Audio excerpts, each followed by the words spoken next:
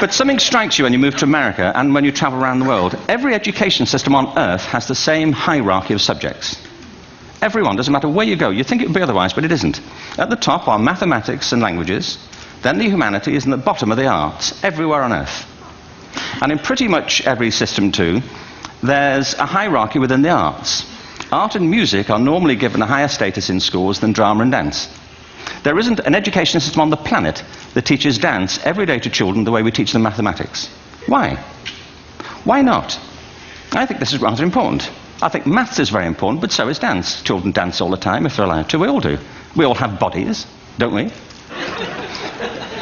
Our education system is predicated on the idea of academic ability. And there's a reason. The whole system was invented around the world. There were no public systems of education really before the 19th century. They all came into being to meet the needs of industrialism. So the hierarchy is rooted on two ideas. Number one, that the most useful subjects for work are at the top. So you were probably steered benignly away from things at school when you were a kid, things you liked, on the grounds you would never get a job doing that. Is that right? Don't do music, you're not going to be a musician. Don't do art, you won't be an artist. Benign advice. Now, profoundly mistaken. The whole world is engulfed in a revolution. And the second is academic ability, which has really come to dominate our view of intelligence because the universities designed the system in their image. If you think of it, the whole system of public education around the world is a protracted process of university entrance. And the consequence is that many highly talented, brilliant, creative people think they're not. Because the thing they were good at school wasn't valued or was actually stigmatized. And I think we can't afford to go on that way. She's called Gillian Lynne. Have you heard of her?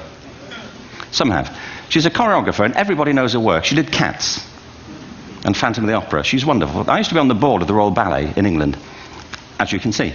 And anyway, Gillian and I had lunch one day. I said, how'd you get to be a dancer? And she said it was interesting. When she was at school, she was really hopeless.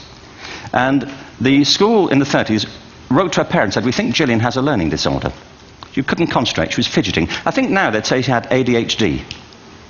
Wouldn't you?